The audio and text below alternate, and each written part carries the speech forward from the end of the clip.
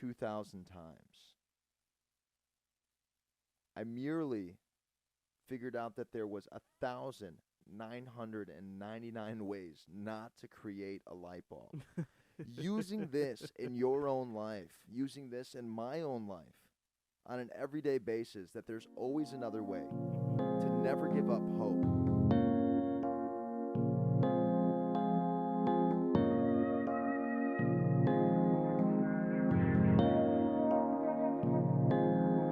My soul is pure, full sick ain't no cure. Yeah, I wasn't sure, but my team all endured. My soul is pure, full sick ain't no cure. I wasn't sure, but my team all endured. Easter Sunday and I'm blazing for my savior. Hallelujah, then I pass it to my neighbor. Welcome back, everybody. This is a dose of reality. My name is Blake Steele. This is my infamous co-host, Kid ISO. Mr. Kid ISO. You know it. And yeah, we're back today like every week. How's everybody doing? How are you doing? I'm doing pretty well, sir. Bulls are getting their ass whooped, but besides that, I'm doing pretty good. We have a little special announcement to make. I'll let you kick it off, brother. So due to some technical difficulties, this week's episode will be just a little bit shorter than normal. But don't worry, next week we'll be back at it, and we'll be ready to go and hit you guys with, full-length episode just like every week. And yeah, so bear with us and thank you for tuning in. We do have a special guest coming on for next week. It's going to be a good friend of mine, Emilio. He's a host and also a comedian over at the Hidden Pearl in McHenry, Illinois. Yep. So shout out to him, and next week we can't wait to get into his interview. And we actually have a lot of interviews coming up this month. A lot of interviews coming up this month. A lot of people coming on. And that's one of my favorite parts of doing this thing is the interviews. But you can't forsake the OG episodes where it's me and you kicking it off, doing our thing, talking our shit, and having a great time. So I just want to say, before we get started in today's episode, I do really appreciate you off camera, on camera. I appreciate you too, man. I appreciate the opportunity to do this show with you. Obviously, I appreciate all the fans and all the wonderful guests that we have come in. Thank you to the team. And it's only up from here, and we just appreciate every person who likes, subscribes, watches, shares. It just means a lot to us because we do this not only for ourselves but for you guys the most, and we just really appreciate every person who is taking the time out to listen to what we have to say. That brings a powerful point, because this last episode with Trevor Blake, by the way, thank you, Trevor Blake, for coming on. That was amazing. We did hit 1.3K views. Awesome. So that's our most ever. So thank you for all the fans that have been tuning in, liking, subscribing, just getting your weekly dose of reality. That is definitely much love to all you guys. Yep. I think we'll we'll kick it off. So the last couple months, starting actually since the first episode, okay, is when I started when I stopped smoking. Yeah. And I think I wanted to get into that just a little bit. Obviously weed, nothing heavy. What I really wanted to get into is the impact that it's had on my life, and where I have been going thus far. And I don't know, from a third perspective, where everybody's been seeing me and my accomplishments, and where I've been, and not necessarily where I've been, because it's not like I wasn't able to accomplish things when I was getting high. Right. It was just a lot harder. Absolutely. And it wasn't the force of the law or anybody dictating my life, because you and I both know that the only person that dictates our lives is ourselves. But it was more the fact that I realized that this podcast is really important to me. My people are very important to me. My fans are very important to me. And with that, I thought that I had to step it up a notch, and I felt like that I couldn't be my best self, and I couldn't evaluate my time the best when I was getting high. Yeah. So, and I think it's important to say, like, um, at that point, right before the podcast, we were smoking a lot. we were smoking a lot of weed. We were abusing the fact that we were smoking weed. Yeah, Absolutely. we were abusing a lot, and so, to see you just go like cold turkey and like to the point where like we're smoking all around you, and like it's not even a thing. You don't No. even like nobody. People have literally. I've been in sessions and people have passed it to you, and you're like, "Oh, dude, I'm not smoking," and it's not even a Which thing. is weird because Blake Steele smokes. You know what I mean? So everybody's thinking, "Oh, this guy's gonna hit it. This guy's gonna, get past the blunt. He's gonna hit it." But I like Trevor said in the last episode. What I believe in is the stars, the moon, and the sun. Mm-hmm. And when it comes down to it, that faith in reality has brought me to a point in my life where I felt like, am I going to permanently stop what I'm doing? Or am I going to continue on a path that I felt like was a detriment to the cause and what I was doing and what I've been trying to do for months and what we've been trying to do and what we've been trying to accomplish, and I just felt like I couldn't give my fans 150% of me when I was smoking. And honestly, you stopping smoking helped me to literally slow down a lot more and be a lot more present while not only just recording but just while being in my everyday life, and help me to kind of realize like, hey, I need to be in a certain state of mind so I can be my best self, and from an outside looking in at you, I can tell that you're a lot more focused on certain things.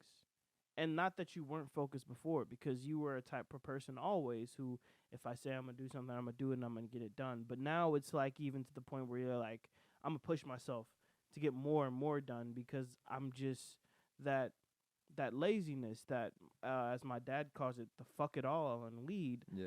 Is shout out to your dad, man. Yeah, shout out to your pops. Absolutely. Shout out to pops. And that fuck it all in weed sometimes makes it to the point where like you will know that you need to get something done, and you'll just procrastinate because you'll be high, and it's just harder sometimes to get things done after you get done smoking, and then when you're smoking all the time.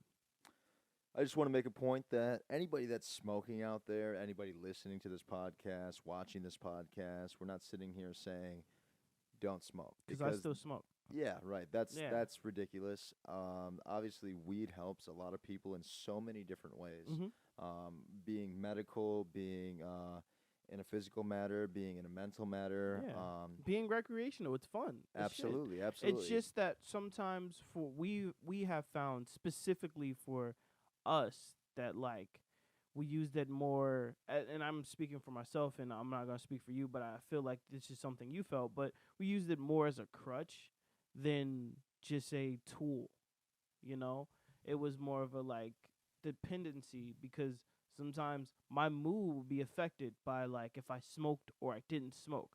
Sometimes I'd be super quick tempered, and then I'd be like, oh, I didn't smoke. And for me, that was an issue. And that's why I had to change around how I was smoking, Absolutely. And I think Trevor said it best with how we're using our time, and that the most number one important thing to me is the value of my time.